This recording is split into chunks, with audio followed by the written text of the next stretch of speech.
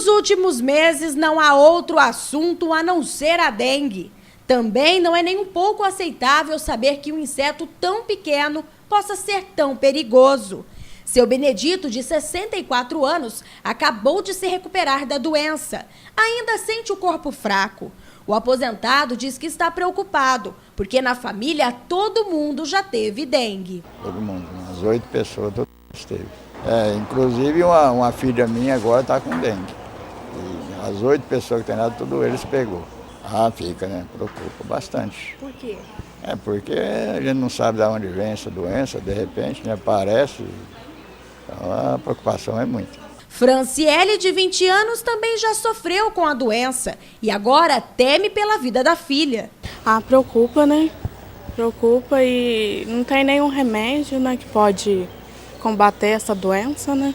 Então a gente fica com medo de dar hemorrágica, né? Essas coisas. Segundo o Departamento de Saúde, o número de casos registrados em Mococa até no dia 17 de abril é de 2.925 pessoas. Os primeiros casos da doença confirmados na cidade começaram a surgir em julho de 2014, há 8 meses. Em outubro, os registros começaram a aumentar até chegar a 88 em dezembro. E neste ano a doença saiu do controle. Em janeiro foram mais de 725 casos. E fevereiro foi o alvo da epidemia, com 1.177 confirmações.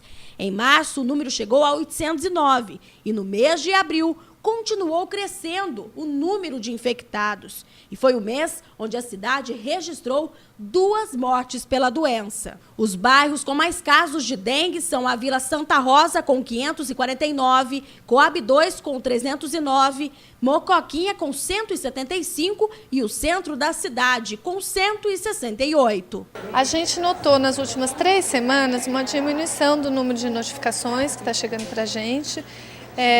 Mas ainda num patamar muito alto. Na última semana nós tivemos 90 casos notificados. Então, assim, está um pouco menor, mas não dá para dizer que acalmou. Nós ainda estamos numa situação de epidemia muito intensa.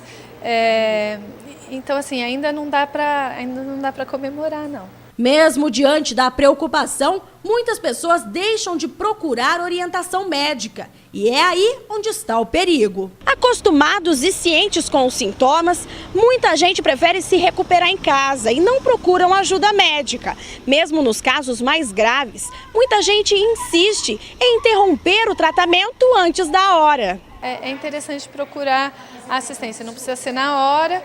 E é isso, não é na hora que começa a febre, mas é importante que ao longo aí desses primeiros dias a pessoa seja avaliada. E daí ela precisa estar fazendo essa hidratação em casa. Se não conseguir por vômito ou porque dá um mal-estar, realmente a pessoa não consegue, aí tem que procurar para tomar, para receber a hidratação na veia. Então isso é importante, a hidratação é sempre o tratamento. Mesmo nas formas graves que vão para a UTI, a gente vai fazer a hidratação. O vírus da dengue age desta forma no organismo. Ele pode atuar de 2 formas. Em casos mais raros, ataca diretamente o coração, o fígado ou o sistema nervoso e provoca uma infecção. As lesões causadas nas células desses órgãos precisam de tratamento específico. O mais comum é o vírus atacar o sistema imunológico e causar a desidratação.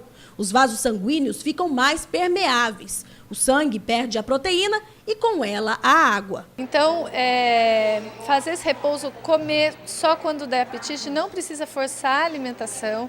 Só precisa forçar a hidratação, e aí se realmente não descer, tomar o soro na veia. Para isso que existe esse esforço aí de hidratação que a gente faz nas unidades, tal, porque é o que previne as formas graves da doença. Então, assim, a hidratação é um ponto essencial que a gente não quer desviar dessa questão essencial com outras coisas que não são tão importantes. O essencial é isso aí, é repouso e hidratação. Muitas vezes não dá para trabalhar, você não consegue trabalhar e beber aquela quantidade de líquido, e muitas vezes o mal-estar é muito grande. Então, realmente, nessa primeira semana, às vezes gera um afastamento, uma sobrecarga nas empresas, mas é necessário. O Aedes aegypti é oportunista. Você já tinha visto uma picada tão de perto como nesta imagem?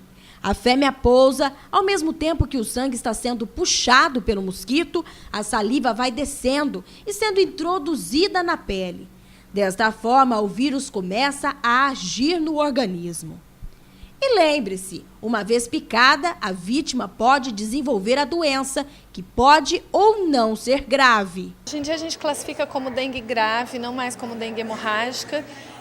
A partir de 2014 teve essa mudança, porque nem sempre tem sangramento. Quer dizer, o sangramento é um sintoma de gravidade, mas não é o único, tem outros sintomas importantes. Então, assim, um mal-estar muito grande, que a pessoa não consegue sair da cama, então isso é importante. Quando está muito mal, aí sim que tem que procurar assistência médica. Às vezes a gente fica preocupada, por que não veio? Porque estava de cama, estava muito mal. Aí sim que tem que vir, porque é um sintoma de pressão baixa, que pode ser um sinal do choque. Então a gente tem que ficar muito atento quando realmente não consegue levantar, está com muito mal-estar, que pode ser essa pressão baixa. Uma dor abdominal muito intensa, dor na barriga por dengue é comum, porque dói o músculo. O vírus da dengue ele afeta o músculo, só que às vezes essa dor é muito forte, daí é sinal de alarme. O vômito que não para. Então, aquela pessoa que está vomitando demais tem que procurar assistência, porque também não consegue hidratar adequadamente. Se começar, tem as manchas que são comuns da dengue, que são o exantema, que pinta e tudo mais. Isso é comum, mas se aparece mancha roxa ou as petequias, que são manchinhas vermelhas que não desaparecem, isso também é um sinal.